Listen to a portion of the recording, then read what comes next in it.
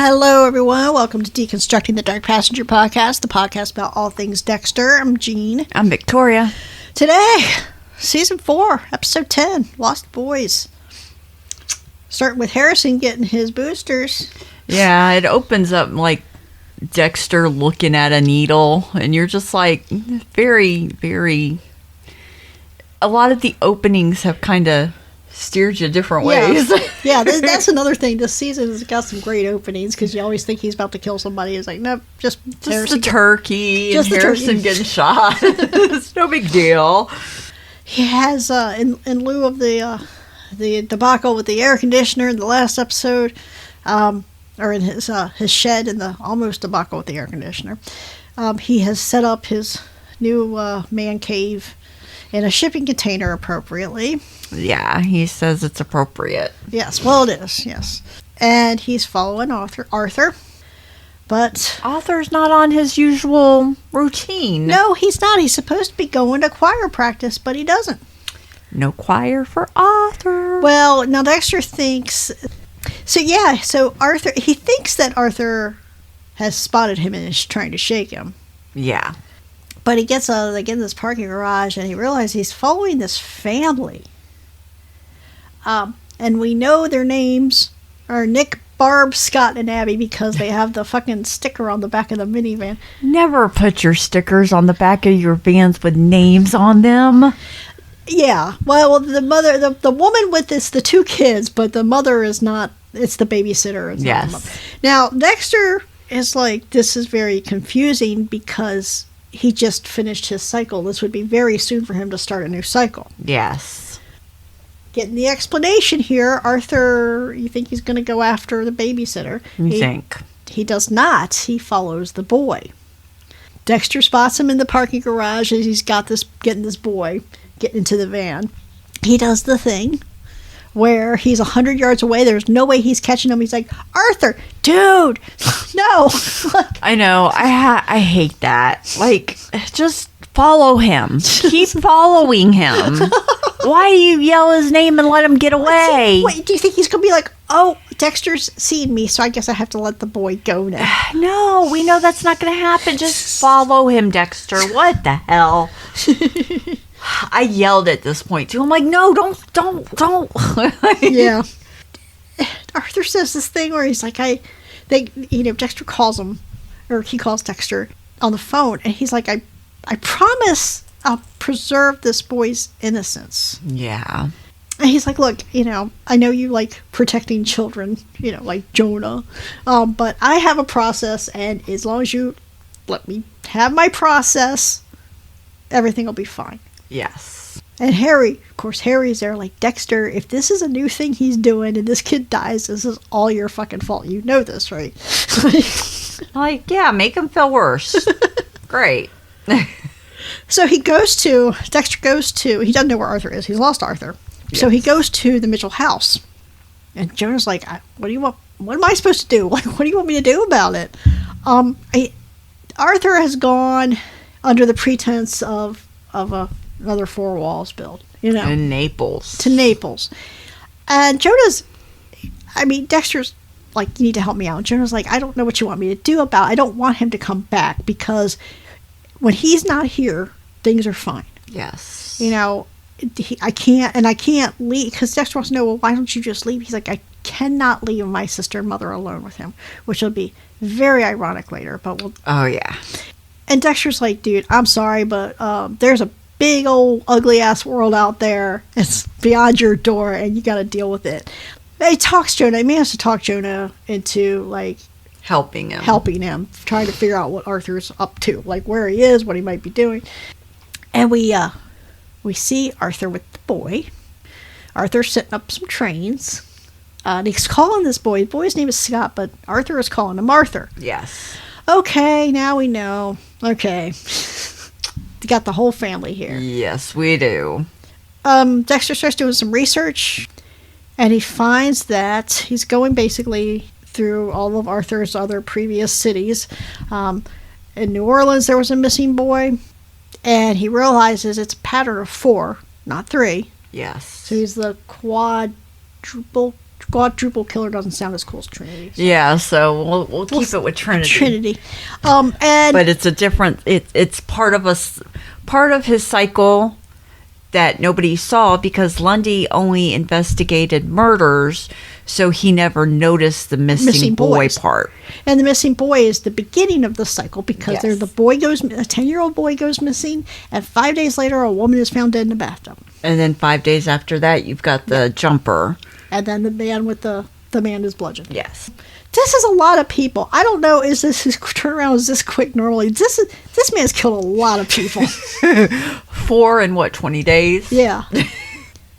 Now, so Dexter knows. He's on a clock. He knows this boy. Whatever happens to this boy, nobody's ever going to know.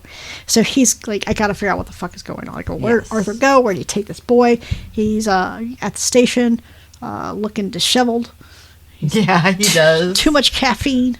He has a beat cop that he's friends with. He's going to get him to run the plates on that van so he can figure out, because he gives him some bullshit story. So this is what I was talking about last episode about, like, all these little things, just the way the little bits and pieces came together naturally in a way that made sense, in a way that they would if this kind of stuff were to happen in the real world. So here, he had that car accident in the very beginning of the season. It made sense it made sense. He was tired. It created its own storyline of him losing a body, maybe, Yeah. And it set off, caused a bunch of other issues, like I have to go to work with Rita and all. And now it comes back again. But he's like, hey, look, this car, I dinged this car. I don't want to go to my insurance after totally in the car. Yeah. So can you I'll just find this plate so I can just give this guy the money for it. Like I said, it's little things like that. Yes. That make a story feel. Make it plausible later on. Yeah. Makes it feel like it doesn't make it just feel like a bunch of story beats. It makes it feel like something you can live in, Yes. So anyway, where were we? So, okay, Masuka, everybody's waiting in line to talk to Dexter. Masuka has to tell him about Rita and Elliot kissing, but Deb cuts in line. Deb has this very funny line because Masuka's like, oh, look, I need to talk to Dexter, and I just need to talk to him in private. And Deb's like, how gay are you? I'm like, okay, wait a minute. Vince, what has Vince Masuka ever said or done that makes you think he's gay? Yeah. This is wild. Yeah. Like, he is definitely not in the fact that he likes the ladies. Yeah. Deb is she's got her interview with Christine today. That she was going to give Christine this interview, the hero interview about after the shooting with Lundy. So she wants to talk to Dexter about that. And she tells him, they know now that, like, Trinity is not the shooter. Yes. So she's like, don't let on to Quinn that Trinity is not the shooter. Yeah. And everybody's like, well, why? She's like, just don't let on to Quinn. Okay, we won't. But she goes in, Christine is here, and Dexter's got his own shit. He can't. Yeah. He can't deal with all this. He can't deal with gay Vince and whatever else is going on. So Deb grabs Angel. She's like, can you watch this interview with Christine? And Angel's like, yeah, sure, whatever. I don't know why, but okay. And she tells him, you'll see. You'll see. So anyway, we're back with Arthur and Scott. Questions. This is a very creepy little scene. He's got these little figurines. He's like, father drinks and mother pays the price. And Scott's just like, okay, you weirdo. I don't want this. Yeah. Scott's like, I want to go home. Like, let me go. And he's like, well, if you want some food, you put on these pajamas. These pajamas. Okay, I have a question about these pajamas. Assuming that we know he's done this to other boys. We're assuming he's made them wear pajamas too. Mm-hmm. Okay. And these pajamas look new. Yes, they do. So I'm assuming he's not just like taking them off every boy and putting them on a new boy. No. These pajamas, I need to know where he got them. I don't want them, but I need to know. I need to know when was this season? 2009, 10? In the year of our Lord, 2009, 10-ish, where he got these fucking Lone Ranger, fucking Howdy Doody 1951 pajamas. Okay. They don't make so these So if anybody anymore. else out there knows how this happened, let us know. But I assumed that they probably still do make them, and he probably got them off Amazon. Who wears them? I mean, 50-year-old guys. 50-year-old guys. You mean 60-year-old guys that watch guys? the Lone Ranger or whoever. 80-year-old guys that watch the Lone Ranger? No, like a 50-year-old guy would have like Scooby-Doo or something. I mean, I did wonder where the PJs came from, but not enough to really go into such thought as you did. I thought it was like, just because this is it's such a specific design of this cowboy character, that's very prevalent. If you watch things that take place in the 50s, or you actually watch shows and movies from the 50s, this design is all over the place. Is it really? Yes. It's a very prevalent. It's kind of like if you see something from the 90s and you see the pink squiggle over the teal background, like that's just, you see that and you're like, oh, this is happening in the 90s. You see this cowboy, you're like, oh, this is happening in the 50s, Okay. Yeah, I mean, I don't know. I would assume that they found it somewhere on Amazon. It's such a specific design. I mean, I feel like he's been doing it for 30 years, so maybe who knows how many he bought when they probably were. They were on sale at JCPenney's or something. Yeah, and he just bought 50. Oh, I do. Yeah, I like the turn this takes with Dexter, but we'll talk about it. So Dexter goes over to Scott's house. Obviously there's a big manhunt out for Scott, and he offers, Scott's parents are home, wants to join the search. He's like, I want to do whatever I can, get the word out, help you find your son. I mean, this is not really going to help him too much. Yeah, but he does get some flyers that he can give out and put up and everything. And he has an epiphany while he's driving around talking to Harry. He has an epiphany that, well, wouldn't a four-wall site be Arthur would have access, and it would be a pretty good burying grounds. Yeah. Because there's no attachment, really, to Arthur. Exactly. So he's like, okay, now I gotta figure out how to find the needle in this haystack, because there's four walls built all over the place. Yeah. And in the meantime, Deb is doing her interview. How long is this interview? Because it feels like this interview just starts because Christine's like, so why'd you become a cop? And Deb's like, well, my father was a detective and blah, blah, blah. And then, like, next thing you know, Deb whips out the Lundy photos. Yes. And she's like, I just stare at these looking for answers. And Christine's like, I gotta go. Yeah. She's like, oh, okay, well, if I need anything else, I'll call you. Deb shows her hand here. It's weird because I did note at one point, I was like, Deb is showing a lot of restraint. Yes. A lot of uncharacteristic restraint in the next few episodes. But here I was like, why? She showed her hand really quickly because she says to her, she asks Christine, like, where do you live? You live, and that's like a 50-minute drive, a 50 drive to the hotel where Frank was. How'd you get there so fast? And Christine's like, well, I was going to the gym. And Angel's, when they get out, Angel's like, that's bullshit. She was like full face and makeup and everything. There's no way. Yeah, because she's like, I heard the call. But she was there 20 minutes after the call. Yeah, the call was at 5:05, and she was there at 5:20. And that's when she's like, well, I was on my way to the gym. That doesn't make sense. None of it makes sense. And Angel's like, no, it's all bullshit. But they're like, we gotta keep Quinn out, Yeah, we have to tread lightly. So Dexter finds he's going to a current ongoing Four Walls build. It looks like it's mostly done. The house is mostly there. But Jonah calls in the meantime. Jonah has been looking at Dexter's request, looking through Arthur's things, like his desk. He's like, there's nothing in his desk. There's nothing like the computer. There's no emails. There's just nothing. There's nothing on the computer. And Dexter's like, well, can you go, like, look at his browser history? And he's been looking at, like, real estate listings. Yes. So he's like, hey, Jonah, email that. Or Jonah's like, well, I'll email you the listings. And he's like, well, I don't have email. And Jonah's like, who doesn't have email? Who doesn't have email, Kyle? So we have Rita goes to pick up the kids at school. Cody is he's in a fight with somebody. This is a strange little fight because he's having a fight with this kid because this kid is one of the young sailors who said that he saw Dexter leaving the campsite the night of the young sailors retreat because he was scared. So Cody got into a brawl with this kid. I'm like, this seems like an improbable series of events. Yeah, we told you to remember that. So yeah, this is okay. We just had Thanksgiving. We're between Thanksgiving and Christmas. Mm-hmm. This young sailors thing happened a while ago. It's weird. It's weird. This whole the way this came out was very strange to me. Yeah, but so Dexter's like, well, that's a bunch of bullshit. It's like the only time I left the tent that night was to go tinkle.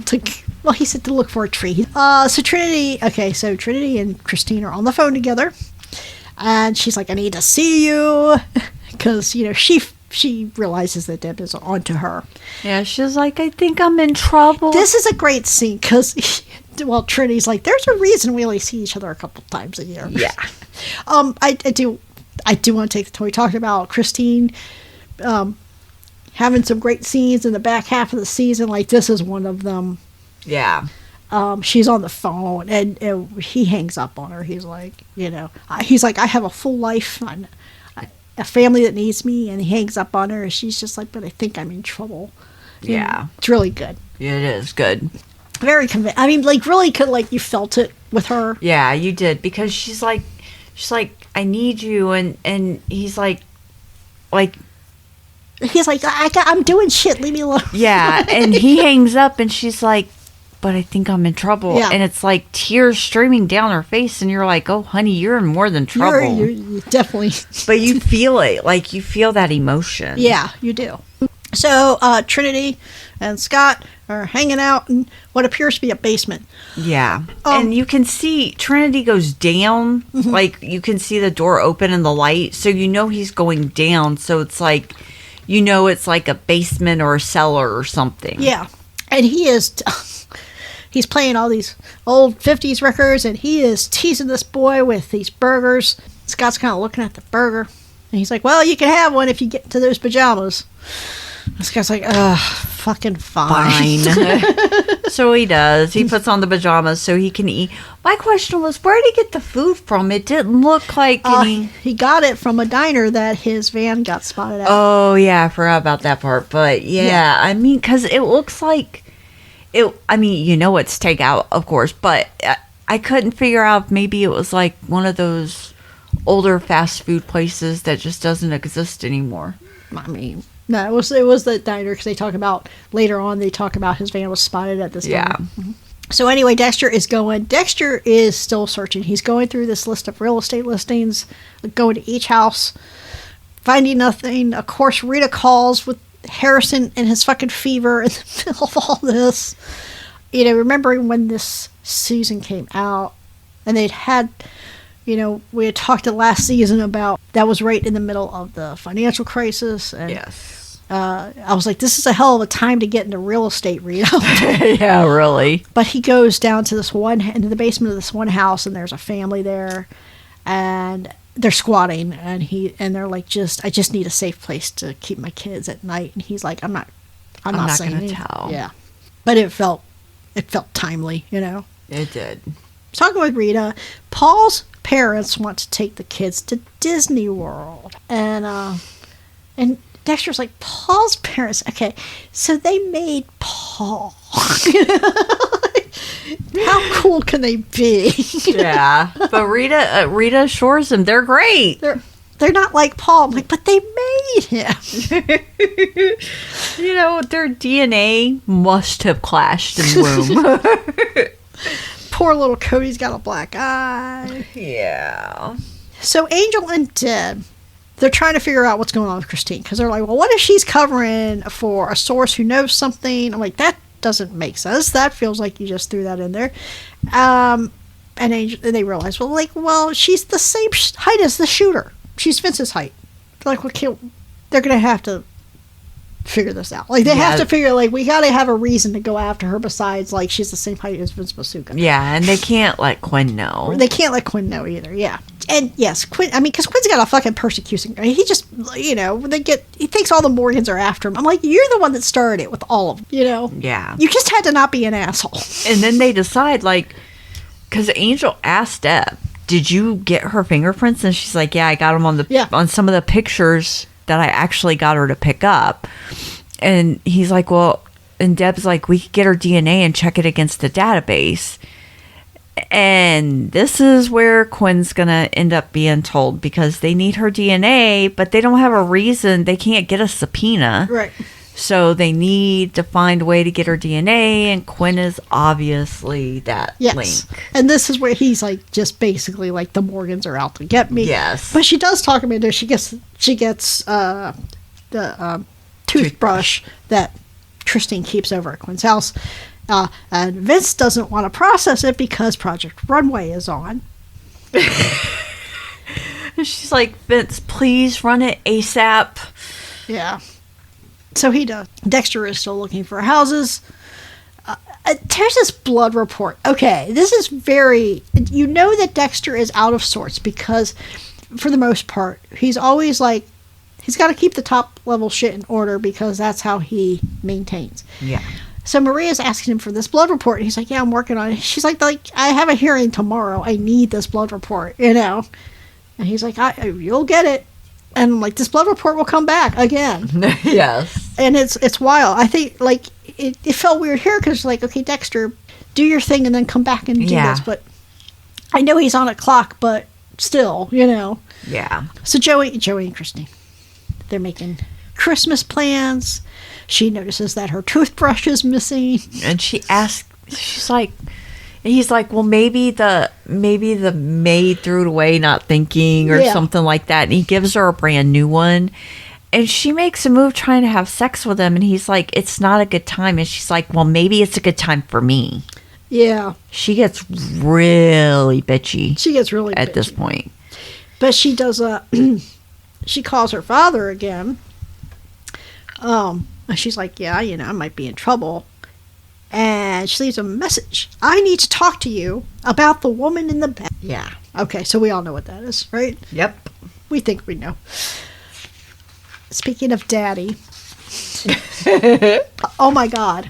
I was like, Arthur and Scott. Scott's like, can I go now? I put on the fucking pajamas. Can I go now? And he kicks the trains. I'm like, do not do that. Please do not kick the trains. I thought about that too. I was like, oh, you are so dying faster than what was planned. No. You're in trouble. Because Arthur's like, we find out here, he starts playing that song Venus. Was that Frankie Valli, I guess?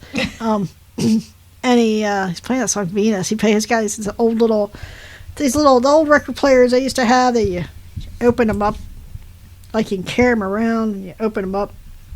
And he's putting on the this little 45 of Venus, and this was Vera's favorite song. Yeah.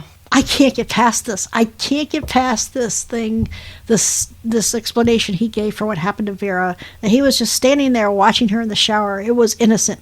It was not innocent. He was 10 years old. He was 10 years old. Even in 1920 or whatever, that's old enough to, you know. Yeah. I mean, not be a super weirdo like Vince but it's old enough to be curious and to know it's kind of weird to be watching your naked sister in the shower. Yes. You know. Anyway. So, okay. Scott's trying to be slick here. And Arthur has some ice cream. He's like, we want some ice cream.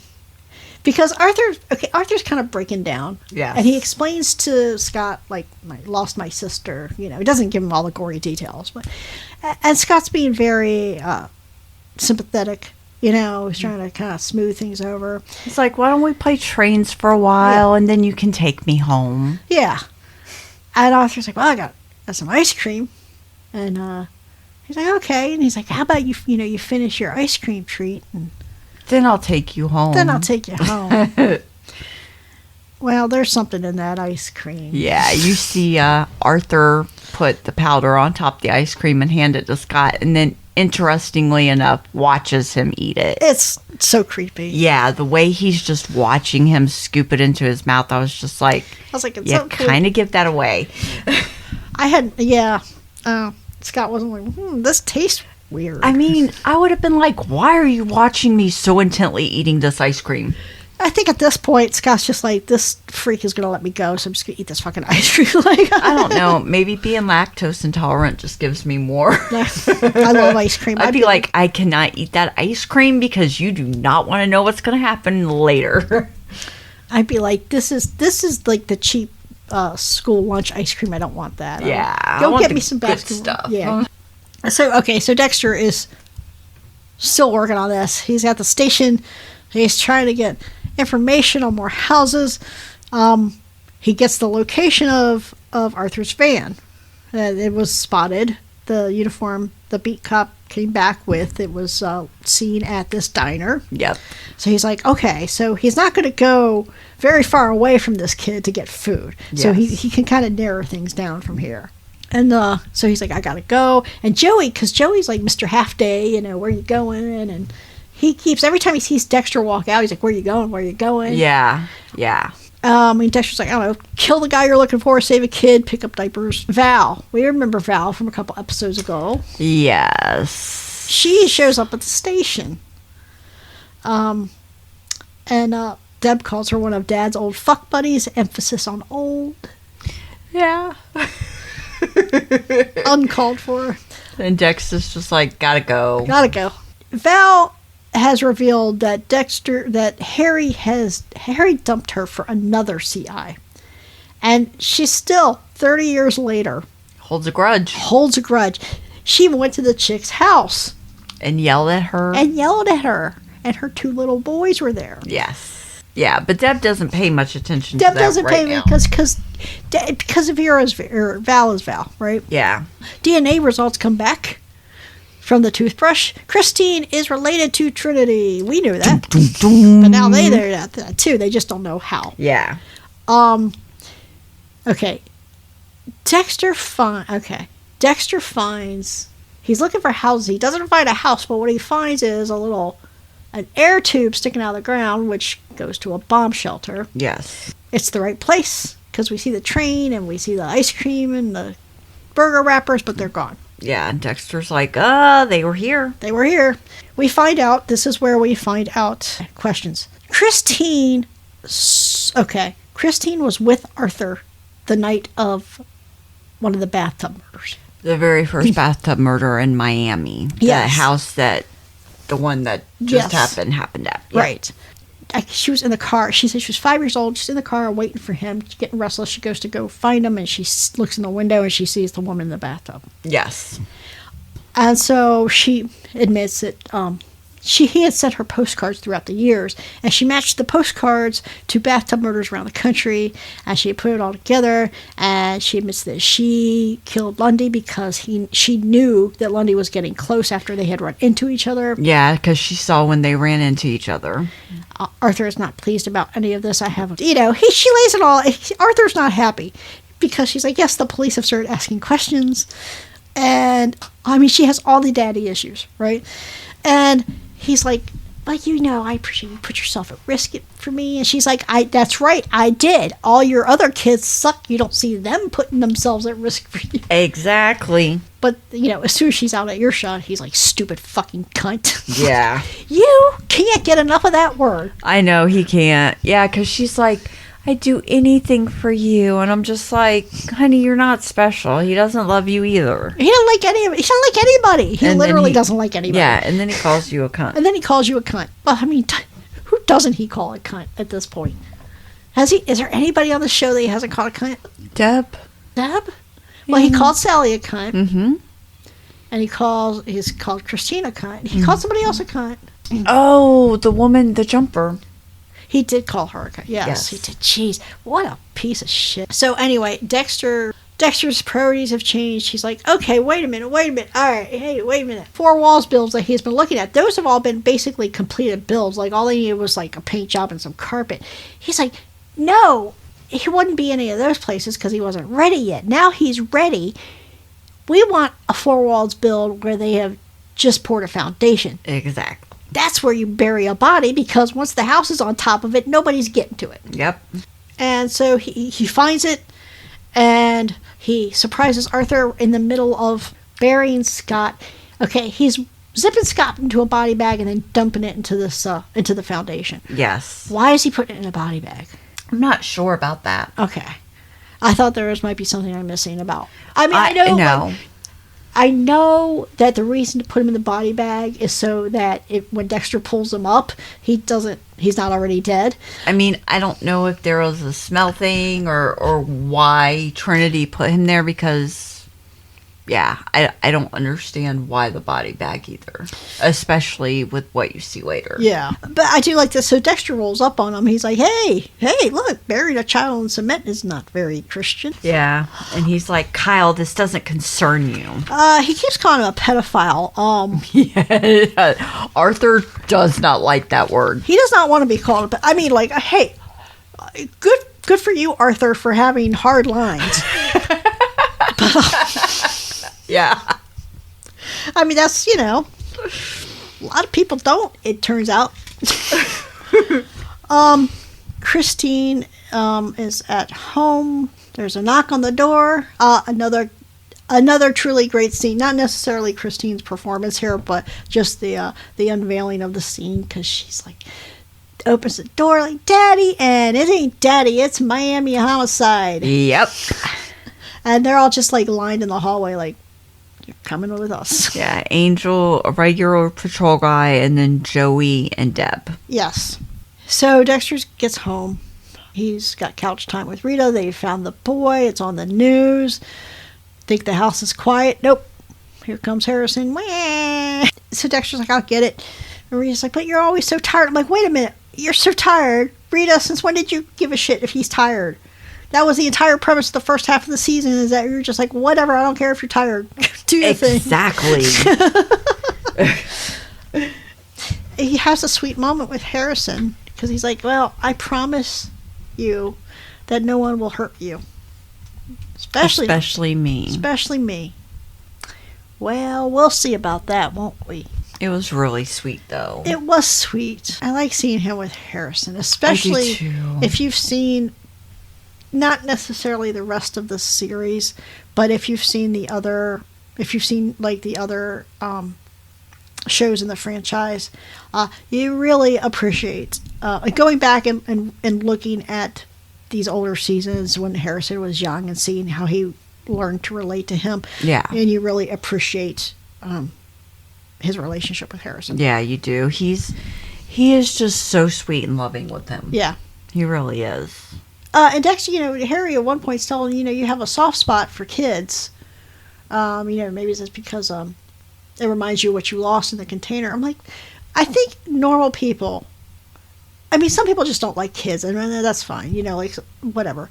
But even people that are like, I don't want kids for myself. I don't particularly like spending time with kids.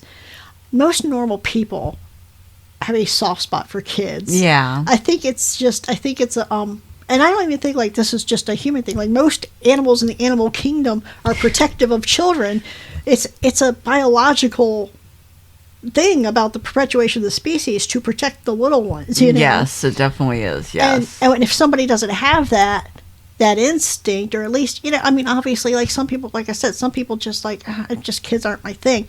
But you still have, if you saw a kid in trouble, you would still have an urge to protect it. Yeah. And I think when people are missing that urge, that is the brightest, reddest flag. Yeah, it is. Is somebody that just does not give a shit about, again, it's not about wanting kids or anything. This is about if you see a child in trouble, you can't have any tenderness for the poor thing, Yeah. So I think like the fact that we have this we've had it throughout the past couple episodes, contrasting Dexter's relationship with his family, but particularly his relationship with his children, with Arthur's relationship with his children. I mean, we have a lot of other examples of it too, but like just that tenderness towards Harrison that Arthur doesn't have towards anybody. That shows you the real difference between those two. Yeah, it really does. I mean, it shows you that Dexter can love somebody. Yeah. I don't think Arthur can. I don't think he can. And I think I know we were supposed to get a Trinity spinoff, and I was ambivalent at best about it. I was excited for it. I just felt I feel like as interested as I am in the character, I feel like with everything coming out, there was a real risk of like franchise fatigue, and I would hate to see that happen to the Trinity Killer because I think it's an interesting character. Yeah. But I mean, as far as I know, they're not going to do it now. I would have liked to maybe like in a very limited a limited release thing, 3 or 4 episodes or a movie or something. I would like some expansion on the Trinity mythology because I look at him, after having seen the season, the first time you see the season, you have to process it. And then after that, you start to kind of interrogate it. And the more I watch the season, I wonder a little more every time. Like, this whole thing about Vera in the shower, like, aside from the fact that it's weird that you were standing there watching your sister. Yeah. I think we're in a Brian situation where, like, this one thing might have been a big trigger, but you were already fucked up. Yeah. I mean, I wonder what caused him to move in that direction. Right. Yeah. I mean, it's not a bad idea to get a movie about it. I wonder if they could pull that off. Because, Original Sin got canceled. And then they said they weren't going to go with Trinity, and that but we are going to get a second season for Resurrection. So it's like, okay, so what are you doing? I understand you don't want to put all your eggs in a basket with Dexter, but the Trinity thing could really get you somewhere. I mean, I think there's definitely work to do on Trinity. I think maybe just space it out, because I think they were just dropping.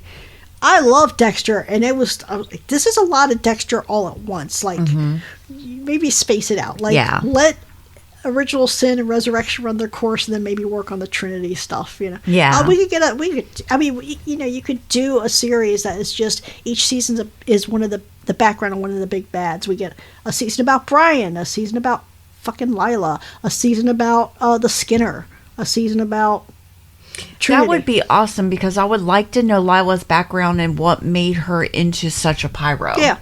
I mean, I would really love to get that. And like with the Skinner, you kind of know what happened, but seeing it or Miguel, I mean, I would love to see Miguel's his real background, because we don't know how much of what he told Dexter was lies and what wasn't. Right. Because we found out that supposedly it wasn't Miguel who pushed his dad down the stairs. Right. So I would love to know, like, how many lies we got from him and how much of that was truth. Yeah. So, I mean, I think that would be a really good idea, like, to have a series where they do the background on every single big bad guy. Like each one season for each. So that's 8 seasons right there. Yeah. That would be pretty awesome. Maybe we'll get that someday, And maybe even one about how Harrison grows up. Yeah, we do have, Harrison aged a lot. So the series ended in 2013, and then Resurrection, so Harrison was like 13 or 14, or 3 or 4 at that time, right? Yeah. So he was born in season 3, or season 4. He was born in season 4, or season 3. And so he was 5 by the end of season 8, and then we had 12 years. So he should have theoretically been 17 in Resurrection, and he should have been theoretically 11 in New Blood, but he was much older. They aged him quickly. They aged him very quickly. Yeah. But we still have several years there. Yeah. Of we don't know what was going on with Harrison and Hannah. I would love to see that. As much as I've had plenty enough Hannah, I definitely, I wouldn't mind seeing that. I would love to see when we get into the later seasons, as much as I have complaints about a lot of things that happened in season 8, I wouldn't mind getting some backstory on the couple of the people there, Yeah. I don't know. We'll see. Maybe, maybe we'll see how Resurrection goes, how long it lasts, and maybe they'll be able to sell another franchise after that, Yeah. But like, I do wonder, going back to Trinity, I do wonder, it does feel like an echo of Brian, where it's like you were already messed up. You were already messed up, so what triggered you to start it? Yeah. Yeah. Because I have a feeling there was more than him just watching his sister in the shower. I think... And you don't just fall on a piece of glass that's going to cut your... Femoral. I feel like something happened there. Yeah. That we just don't know about. So... Well, hopefully maybe one day we'll find out. Maybe. In the meantime, do you have anything else? Nope, I don't think so. We've got 2 episodes left, though. Two episodes left. They're going to be wild. They are wild. So next week we'll be back with episode 11. In the meantime, check out our other podcast, The Final Assessment, which is a podcast about the show Evil, and Outside Food and Drink, which is our movie podcast. Also, feel free to follow us on our socials. Send us an email. I love to hear other people's theories about Trinity's real background. I would love that too, to see what other people think about that, just to see like what other people got from this season about Trinity, like what they think happened. Yeah. Yeah, definitely. So if you want to do that, all that information about our socials, email, all that will be in the show notes. So, give us a follow, give us a shout out, drop us a line, check out our other podcasts. And until next week when we talk about episode 11. Later.